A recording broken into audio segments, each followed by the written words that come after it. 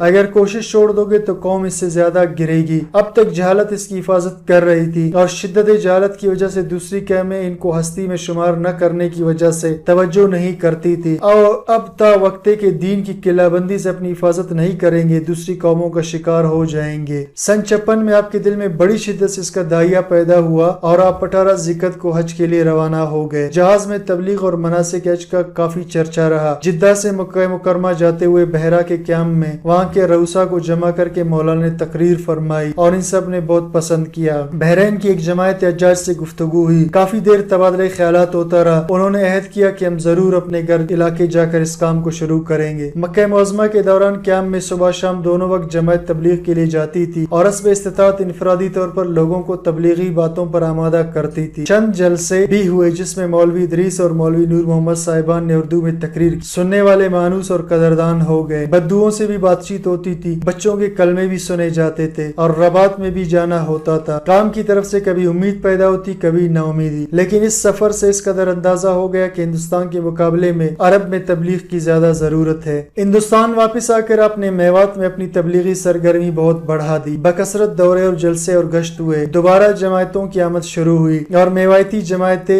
UP شہروں اور قصبات میں پھرنے لگے۔ شہری مسلمانوں کی طرف سے بھی دعوت کا رخ ہوا اور میوات کی طرف دہلی میں بھی خالص تحریک و ترغیب کے ذریعے اجر و رضا الہی کے شوق میں کام کرنے کا سلسلہ شروع ہوا۔ محلوں میں جماعتیں بنی اور ہفتہ وار گشت کی ابتدا ہوئی۔ مولانا کے نزدیک اس کی تدبیر یہ تھی کہ مشغول اور کاروباری مسلمان کو اور عام اہل شہر کو دین کا ضروری علم سیکھنے کے لیے اپنے اوقات کا کچھ حصہ فارغ کرنے کی دعوت دی جائے اور دین کے لیے مال کی طرح وقت کی زکوٰۃ نکالنے پر آمادہ کیا جائے۔ ان کو اس ماحول سے نکلنے کی دعوت دی جائے جس کے متعلق ان کا عمر بھر کا تجربہ ہے کہ وہ اس میں رہتے ہوئے اپنی زندگی میں کوئی محسوس یا تبدیلی پیدا نہ کر سکے اور دین کے ابتدائی اور ضروری مسائل ان کا ضرورت کا اقرار اور بعض اوقات عزم رکھنے کے باوجود حاصل نہ کر سکے۔ جہالت و ناواقفیت کے اس مقام پر جو شخص 20-25 برس پہلے تھا آج بھی ٹھیک اسی مقام پر ہے۔ جس کی نماز غلط تھی اس کی نماز 15 برس سے غلط چلی آ رہی ہے۔ جس کو دعائے قنوت یا نماز جنازہ کی دعا یاد نہیں تھی اس کو سینکڑوں واعظ سننے اور برسوں علماء کے پڑوس میں رہنے کے باوجود اور ہزاروں کتابوں کے بازار میں بکنے کے باوجود ابھی تک وہ یاد نہیں ہے۔ اس سے ثابت ہو گیا کہ اس ماحول میں اس کے لیے تبدیلی اور ترقی کا صرف عقلی امکان اگرچہ ہے لیکن تجربہ اس کے برخلاف ہے۔ مولانا اس تقسیم کے قائل نہ تھے کہ کچھ لوگ دین کی خدمت کرے اور کچھ لوگ اطمینان سے اپنا کاروبار کرے اور دنیاوی ترقی میں مشغول رہے اور کبھی کبھی اہل دین کی مالی اعانت و خدمت کیا کرے اور سمجھ لے کہ تقسیم عمل کے اصول سے علماء اور اہل دین کے ذمہ دین کی خدمت ہے اور ان کے ذمہ دنیاوی ترقی اور اہل دین کے حسب توفیق مالی مدد ہے۔ مولانا فرماتے تھے کہ جس طرح زندگی کے ضروری کاموں میں تقسیم عمل نہیں، اس پر کوئی راضی نہیں کہ ایک کھا لیا کرے، دوسرا پی لیا کرے، تیسرا پہن لیا کرے، بلکہ ہر شخص اس میں سے ہر کام فردن اپنے لیے ضروری سمجھتا ہے۔ اس طرح مذہب کے فرائض کی پابندی، دین کا ضروری علم حاصل کرنا اور فی الجملہ دین کی نصرت، اعلاء کلمت اللہ کی تھوڑی بہت کوشش ہر شخص کے لیے کسب معاش کے ساتھ ضروری ہے۔ چنانچہ آپ نے دہلی شہر اور دوسرے بڑے بڑے مرکزوں میں میواتیوں کی جماعتیں بھیجنی شروع کی اور انہوں نے